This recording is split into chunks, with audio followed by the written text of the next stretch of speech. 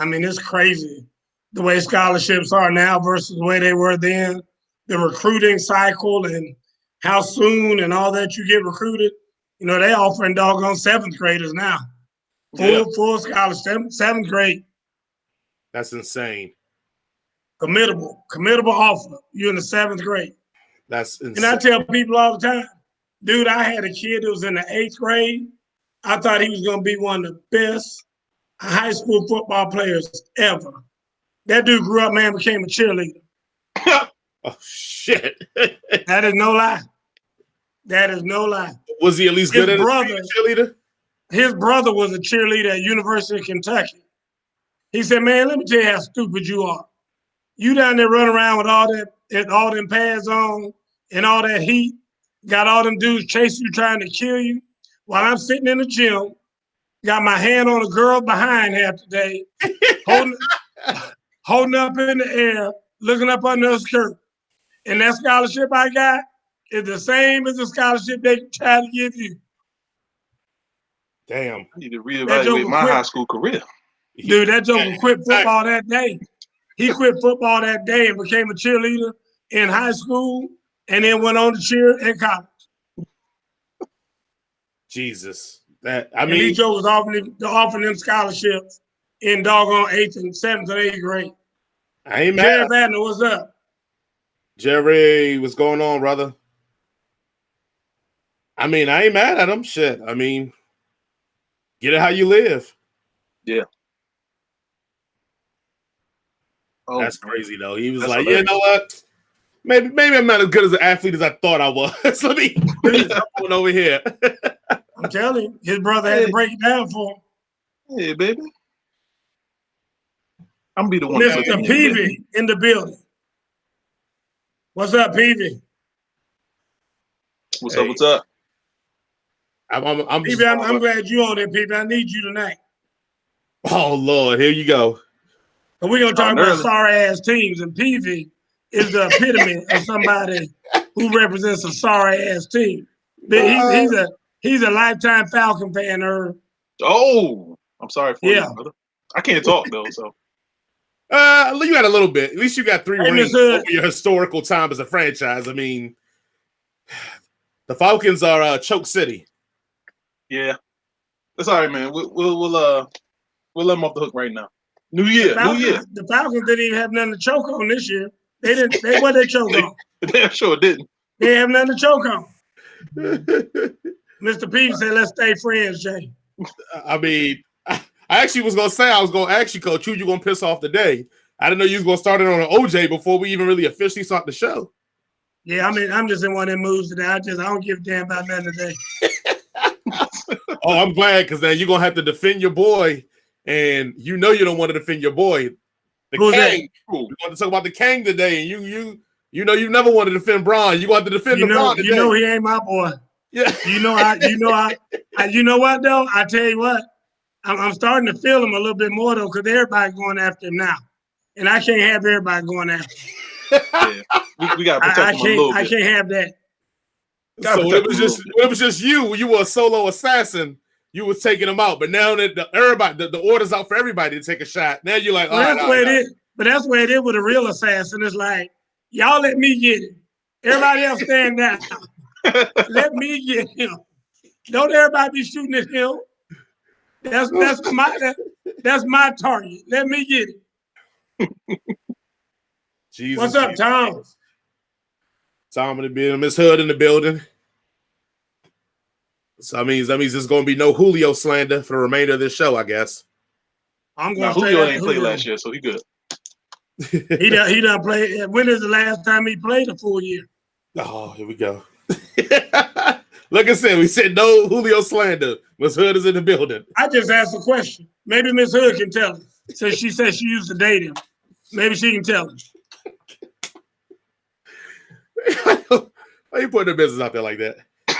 Miss Hood, when was the last time Julio played a full season for the Atlanta Falcons? I ain't talking about no yes, sir. When was the last time he played a full season for the Falcons? That's what I want to know. Oh, anybody? Jesus. Peavy, you a Falcon lover. When's the last time Julio played a full season? I got my $5 out there. Nobody can answer that. I'm gonna say, what was it? The year they went to Super Bowl and the Patriots. I'm gonna go. I'm gonna guess that far back. He won 4 that season either. Ms. Hood said, I know. When you hot like Julio, it doesn't matter, baby. All right, I know. there you go. Okay. There you go. That's a Falcon level. That's a Falcon level right there. It don't matter. Don't matter if they lose. As long as you fine, I'm with you. The best fans are the realistic fans. Just remember that. I know. Yeah, I guess. Hey, Miss Peavy. Then Mr. Hood is old. Mr. Hood said she don't care like I know that's right, Rich. Just like Julio. That's all it is with a Falcon fan. All right, Coach, let's go ahead and run it, man. We ready to do this. All right, folks, we're going to go ahead and get started. Welcome to Straight from the Hip. I am your host, Coach Gerald Boo Mitchell, coming to you live from the Palace of Black Mania in the trophy room. As usual, with us tonight, we have Mr. Jason Allen, of course. He's the big man up top. And that is not Travis Butler in that other seat over there. As a matter of fact, it is ironic that we have with us tonight Mr. Irvin Payne, because as he is having his birth on this show, we do have to say that, I don't know if y'all, I just saw this earlier tonight, Irv Cross passed away today. The guy who used to be Brent Musburger's right-hand man on NFL Today on CBS. He passed away today. So Irv played a lot of years in the NFL, but he was actually known more for being a broadcaster than he was as a football player. So our condolences go out to his family tonight. So anyway, Jay, let's get it rolling. First and foremost, OJ said Travis got cloned and they messed up the clone. Oh, that's wrong right there. I'm gonna get some glasses next time. That'll be close enough, right? Yeah, right. Just to go ahead and give one of our new hosts of the show, Irvin. Me and Irv went to high school together. But beyond that, man, avid sports fan, avid music fan, comic book fan, movie fan. So he's going to fit right in the club. The only thing I'm concerned about is, you know what they say, Coach, when 3 black people get together, that makes a gang. So let me go find Travis. Call the cops. Right. No, that's not true. They say when 3 black people get together, that makes a fight. Is that what it do? You been Michael Jackson. When they tried to do a reunion with the Jackson 5, his hair caught on fire. All right, so let's start with this fitting that Travis didn't really want to be on the show because his first topic Travis didn't want to talk about. Our first topic is about Drew Brees. So everybody figured that the last year that was it, the farewell tour. Drew was over. Even he and Brady shared a moment and did the whole saluting to the fans and all that great stuff. And lo and behold, he still has not announced his retirement. And then online, he decides to post a video of him doing a workout, but not like just any workout, not like how Coach is in there handling his business every day. Like he's working out like he's trying to, get back into the game. So, Coach, I know how you've been killing Brees for years now. It ain't even been like a year. It's been for years now. I'm going to let you have first crack on him. Do you think Drew Brees is coming back? And if so, why would the Saints want him back? I say he's definitely coming back. And, I said this all along. I didn't think that this was going to be his last year. Now, if he had won the Super Bowl, I think it might have been. But without a Super Bowl win, I thought all along he was coming back because he one of those that don't know when to say stop. I mean, I would rather than him doing a video of him pushing that sled. I want to see his ass throw a football more than 20 yards. That's what I want to see. Show me that on the damn video. Because it ain't about whether or not you can run up a street with a damn pushing a prowler. I mean, shit, everybody can push a prowler. Show me your ass can throw the ball 20 yards. Because every time they get ready, they need somebody to throw more than 20 yards, they put Taysom Hill in the game, or they'll put Jameis Winston in there and run a damn gadget play so that he can throw. But it won't be his ass throwing it. So I don't even know what that dumbass video is for. What is that for? What does that say? I mean, he could have done that shit with a walker. He could have done the same thing with a walker to show how damn old he is. I don't get that video at all. And I was waiting for you to show it. I kept hearing you talk about it. I haven't seen that shit. That's ridiculous right there. Urban, I got two-fold question for you. First and foremost, what do you think about that video? And secondly, what if they released him and he decided to go to the Redskins, or excuse me, the Washington football team? Would you want him as your quarterback? All right, so my reaction to the video is the same as Coach. Like, throw a football, man. Last year, you couldn't throw it past 30 yards without looking like, I don't know, you had a hernia or something. 30. And to answer your second part, he can go to Philly. Look like they got a vacancy going on in Philly. I don't want him in Washington. Wait a minute, though. Why y'all putting him in the NFC East? So we can hit him one time and they could be stuck without a quarterback again. Chase Young get at that ass. We'll take all old quarterbacks in the NFC East so we can knock them out one time. So Dallas already got issues with that. Philly got rid of Wentz. New York, Daniel Jones I already had my issues with Daniel Jones during the draft. You talking about Butterfingers fumbles McGee? My man averaged 2 turnovers a game, and all of a sudden he's going to be the next MVP out of the conference. I don't understand. Terrible. That's gross. But no, he's not coming back. He's done. You think so? He'll be back. He'll come back. If he does come back, do we feel? I know somebody put it in it. Miss Peavy mentioned it, like he'll be the next Brett Favre. I feel like Brett Favre coming back hurt his legacy. For me, do you think this will hurt Brees' legacy if he does come back and play and he looks like he looked like before, like a shattered player? Yeah, it will. I mean, and it's been hurting his legacy since, over the last 3 to 4 years, because people are going to start to remember more like I'm remembering. When Brees comes out the game and it's not 4th down, they get ready to throw the ball deep, because that's why they're bringing his ass out the game. Because if they need a little dink and dunk, they'd left his ass in there. So the fact that he's coming out of the game, that just alerts other teams that, okay, they're going with the deep ball to somebody. So, it's that's what we're starting to remember more now about him, because he's one of those guys who should have left.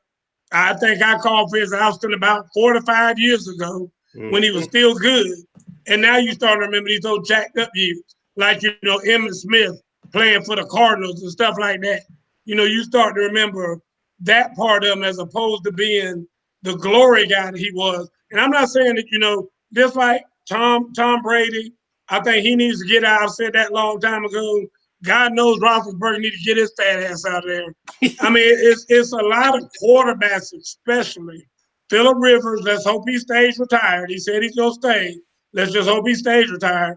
But, all of those guys, Matthew Stafford, I really hope Matthew Stafford has a great year this year. I like for him to even win the Super Bowl so he can get his ass out of there and be done. Because he's on the cusp right now for me for being one of those guys who needs to hurry up and get on out of there. Absolutely, absolutely. And the crazy thing is, I won't talk about Stafford quite yet because we're going to bring it up later on. But I do agree. Like, those guys, especially Roethlisberger, they got to go, man. Oh, the trash. It's definitely trash can. Just a trash can for old quarterbacks and a trash can for young quarterbacks on there as well. Who do you think's going to win that starting job? Are you think they're going to keep Jameis Winston there? And do you think it's Taysom Hill's job to lose, or you think Jameis is going to win that job? It's Taysom Hill's job to lose. They'll keep Jamin because, Jamin is, I think they feel like in their offense, a serviceable quarterback. Like he can come in while, somebody has to go out for one play. He can go in there and do something and not jack it up too bad or whatever. But I don't see Jameis Winston being a guy that can play a full season at quarterback either. I don't think he can do. I don't think he's ever shown that he can do that effectively. That 30 for 30 he did in his last season, dude. That's a real 30 for 30 right there. Hey, only one man. That cost him. He'll always be remembered for that 30 for 30. Urban, what about you? You think you feel the same way? Taysom going to win that job? Yeah, I think they're going to give it to Taysom Hill. I actually believe before the season was over with that Jameis was going to be gone. But I just couldn't figure out who he was going to go to. But I think his best shot is out in San Francisco. Ooh, don't bring up your Niners. But don't put that evil on us, Irv. Do not with him and Shanahan, that's kind of dangerous. But I can't see him back in New Orleans. If anything, That almost happened. That almost happened, but San Francisco had a moratorium where nobody could smoke weed for a month. And so, and apparently with them being EC sober, they couldn't. They said, no, we take that. When we were high, that was a good deal for us. But now that we're sober, we can't do that. Please, we replace the one bad decision quarterback with another bad decision quarterback. Let's go ahead and jump to guys close to retirement, but not quite there. J.J. Watt has figured out his destination. He is going to the Arizona Cardinals. The mystifying thing for me is that he's going there because he's claimed because he wants to win a ring. So I guess the first question for you, are the Cardinals that close to winning a ring? No. Next question. Okay, easy. Then in that case, then why the hell did he go there then? No, all right. So on paper, he saw the defense and realized they could be something special. I mean, you got Hassan Reddick, you got Chandler Jones, even though he's coming off of Achilles injury. You got himself, you got Buda Baker, you got Isaiah Simmons, you got Patrick Peterson, who needs to go out the door too. But that's a lot of good names on the defense, and I think he saw that, but didn't realize everything on offense before he made that decision. Coach, good move, bad move, or you just feel like it was a move? I mean, good move for J.J. Watt. I mean, you know, it's 80 degrees year-round out there. They got a lot of good golf. You know, I hear that the adult entertainment industry is hopping out there. I mean, that's true facts. Hey. Yeah. You know, I mean, when you're an NFL player in your twilight, I mean, what else do you want? I mean, the only other place better would have been going to Miami. And I mean, you know, I mean, that's about it. So let them go out there and retire. But as far as win the Super Bowl, no. They ain't even gonna play for a Super Bowl, let alone win one. But on that note, I do feel bad for them quarterbacks in the NFC West, though. Oh, yeah, that's true. Okay, well then let's go right there. Then does this shake up the hierarchy of the division? Because I guess right now we would have. Okay. You got right to the point. That yes, Coach, do you feel like this changes any of the pedigree or order of that division? I mean, not really. I mean, I think that division is it could be one of, you know, any three teams out there. I mean, it just really depends on, dude, this is the thing about it. This is why I don't bet money on pro football. Dude, you don't know if them jokers went to, you know, their version of Magic City the night before the game. I mean, you don't know. I mean, yeah, because you just cannot tell. You're like, damn, what is wrong with Julio Jones today? Why is he dropping every ball? Why is he not playing? You know what I mean? It's all those factors come into play because those are grown-ass men. And just like we all know, you never know what a grown-ass man's going to do. You know what I mean? Herb liable to get up and just walk off in a minute and go to the refrigerator and get him a sandwich.